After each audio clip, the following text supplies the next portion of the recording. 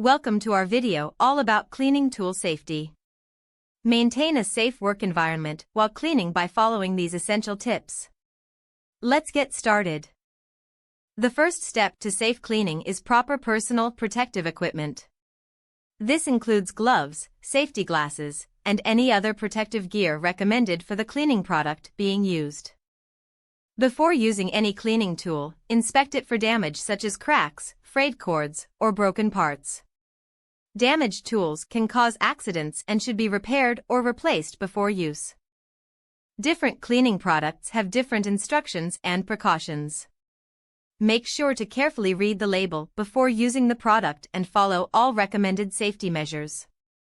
When cleaning is done, make sure to store all cleaning tools in a safe and appropriate place to prevent accidents. Keep them out of reach of children and away from any heat sources. Thanks for watching our video on cleaning tool safety. Remember to always take the necessary precautions for safe and effective cleaning.